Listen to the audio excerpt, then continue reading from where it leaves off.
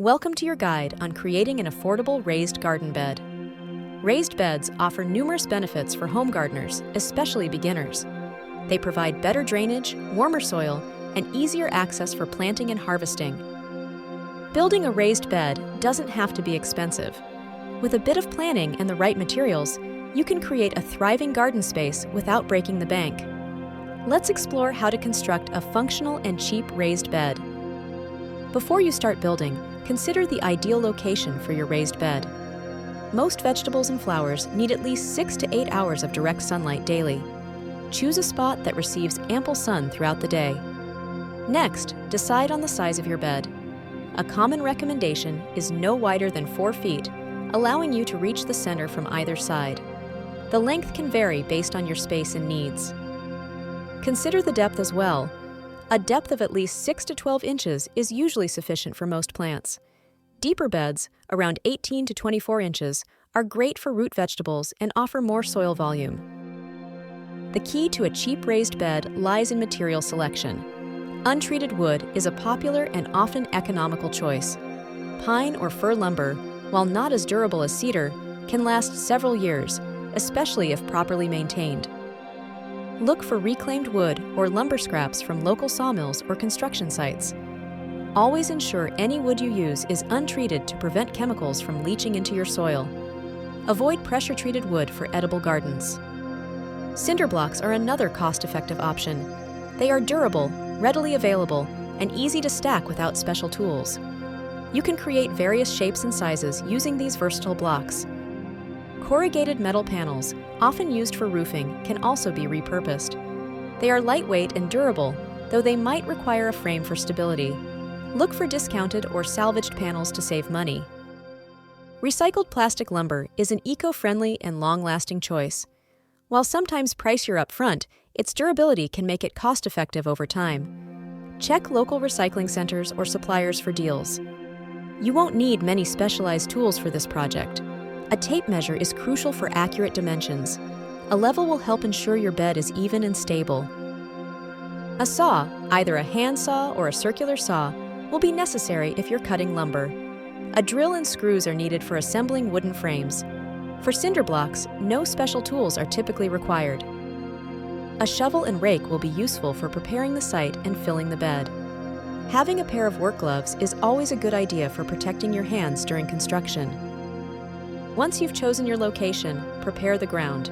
Clear away any weeds, grass, or debris from the area. You can lay down a layer of cardboard or newspaper to suppress weeds. This cardboard layer also helps retain moisture and breaks down over time, adding organic matter to your soil. Overlap the pieces to prevent weeds from growing through the gaps. Ensure the ground is relatively level. Use your level to check the area and make minor adjustments if necessary. A stable base is important for the longevity of your raised bed. If using wood, cut your lumber to the desired lengths for the sides and ends.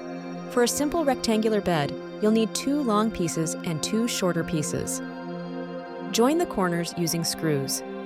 You can use corner brackets for added stability, but simple butt joints with long screws are often sufficient. Ensure the corners are square before fastening.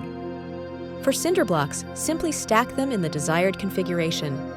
You can create single-layer beds or stack them 2 or 3 high for deeper planting. No mortar is needed for a basic, cheap bed. If using corrugated metal, you'll typically need to create a simple wooden frame to attach the panels to. Screw the metal panels directly to the inside of the wooden frame for support. Lining your raised bed is optional but can be beneficial. If using untreated wood, a permeable liner like landscape fabric can extend its life by preventing direct soil contact. Avoid impermeable plastic liners as they can hinder drainage. Now comes the exciting part, filling your bed. This is where you can save a lot of money by using the lasagna gardening method. This technique involves layering various organic materials. Start with a base layer of cardboard or newspaper over your prepared ground. This acts as a weed barrier and slowly decomposes. Add a layer of small branches or twigs for drainage and aeration. Next, layer green materials like grass clippings, fresh leaves, or kitchen scraps. Follow this with brown materials such as dried leaves, straw, or shredded paper. Alternate these layers. Continue layering with partially decomposed compost, old potting mix, or even some native soil. The goal is to create a rich, diverse growing medium that will break down over time. The top 6 to 12 inches should be filled with a good quality potting mix or a blend of compost and topsoil. This provides an immediate nutrient-rich environment for your plants. This layering method not only saves money on bagged soil, but also improves soil structure and fertility over time. It creates a living soil ecosystem that benefits your plants. Once your raised bed is filled, it's ready for planting. Choose plants that are suitable for your climate and the amount of sunlight your bed receives. Consider companion planting for natural pest control. Raised beds tend to dry out faster than in-ground gardens, so regular watering is crucial.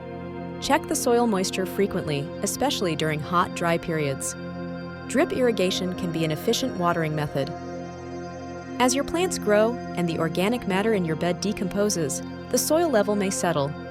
Top up your bed with fresh compost or potting mix annually to maintain fertility and volume. Weeding is generally easier in raised beds due to the contained soil and improved drainage. Keep an eye out for pests and address them promptly using organic methods if possible. Building a cheap raised bed is a rewarding project that empowers you to grow your own food or flowers. It's a practical step towards sustainable living and enjoying the benefits of gardening.